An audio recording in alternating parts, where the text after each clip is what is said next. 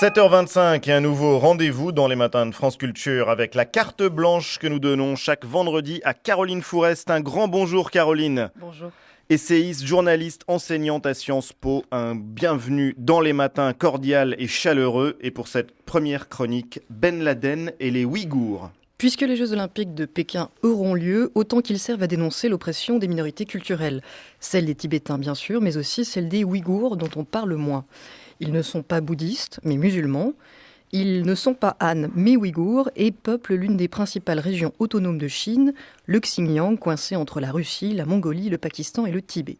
Cette région est en principe autonome, mais en réalité, Pékin interdit aux Ouïghours de pratiquer pleinement leur religion, de transmettre leur culture et surtout de parler leur langue. Pour Pékin, le développement d'une culture ouïghour autonome risque de servir vers l'indépendance.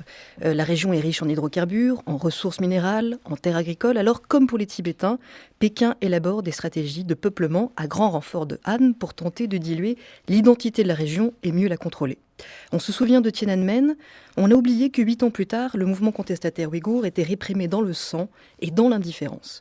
Les chiffres sont difficiles à établir, mais on parle de 8 000 disparus et de 50 000 emprisonnés ou torturés. L'une des figures emblématiques de la culture ouïghour, Rebiya Kadeer, a été pressentie pour le prix Nobel de la paix en 2006.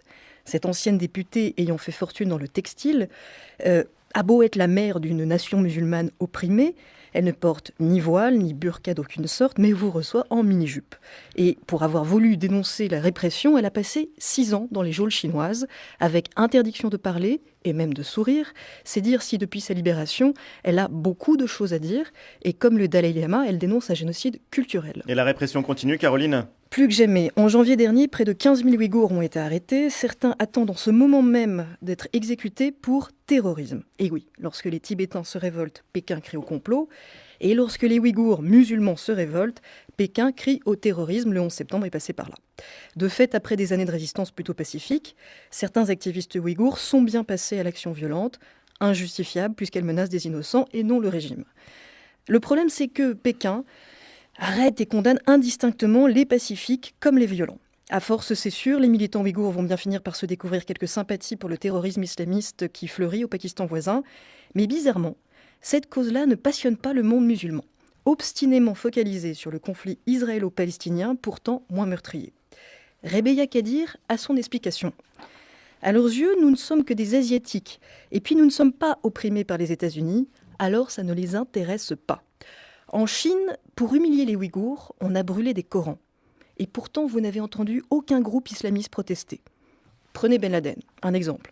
Depuis le temps qu'il envoie des cassettes à Al Jazeera, il aurait quand même pu trouver le temps de glisser, je ne sais pas moi, un mot sur les Ouïghours. Eh bien non, il s'en fiche, ostensiblement. Dans son dernier communiqué, il préfère menacer le pape de représailles suite à son rôle assez énigmatique et supposé dans la republication des dessins de Mahomet.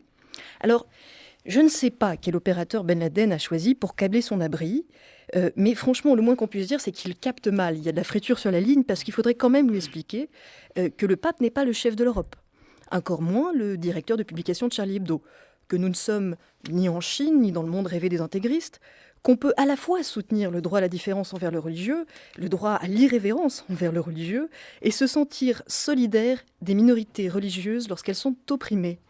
Aujourd'hui, ce sont bien les associations de défense des droits de l'homme comme Amnesty International qui soutiennent les Ouïghours, tandis que les islamistes, eux, s'en moquent. Merci Caroline Fourest. Je rappelle qu'on peut réécouter votre chronique, première chronique, et réagir sur le site des Matins de France Culture.